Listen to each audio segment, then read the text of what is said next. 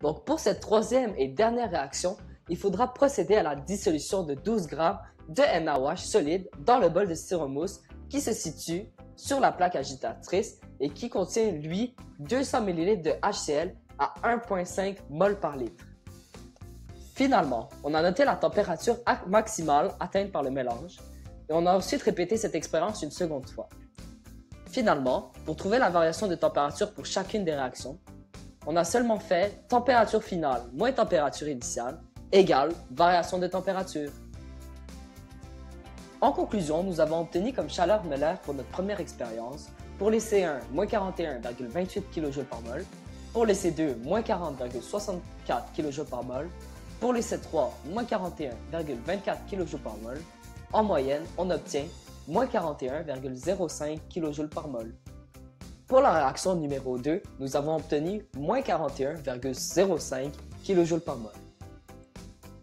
Pour la troisième réaction, on a obtenu pour les deux essais une chaleur molaire de moins 98,88 kJ par mol, soit une moyenne de moins 98,88 kJ par mol.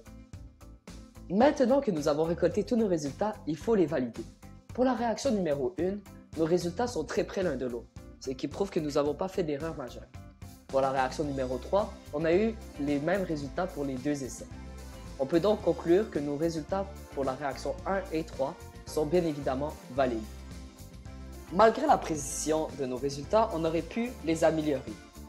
Donc, qu'est-ce qu'on aurait pu faire? C'est d'utiliser des instruments plus précis. Par exemple, notre balance est précise au centième près. On aurait pu avoir une balance précise au millième près ou au 10 millième près. Et la neutralisation aurait été plus complète pour la réaction numéro 2. Donc, la deuxième amélioration qu'on aurait pu faire, c'est d'augmenter le nombre d'essais. Car plus on a d'essais, plus on a de résultats et plus on peut éliminer les résultats les plus éloignés. Par exemple, pour la réaction numéro 2, on n'a qu'un essai. Donc, on n'a aucun moyen de savoir si notre résultat est précis ou non. Donc, la dernière amélioration qu'on aurait pu faire, c'est utiliser un calorimètre un peu mieux isolé. Nous, on a utilisé un calorimètre en styromousse, donc il y a sûrement eu des pertes d'énergie. Si on avait utilisé un calorimètre mieux isolé, on aurait peut-être obtenu des résultats plus précis. Maintenant que nous avons terminé notre expérience, il faut valider l'hypothèse. Donc notre hypothèse était que la somme des chaleurs molaires des réactions 1 et 2 était égale à la chaleur molaire de la réaction numéro 3. On peut donc voir que la somme des chaleurs molaires des réactions 1 et 2 est égale à moins 97,47 kJ par mol.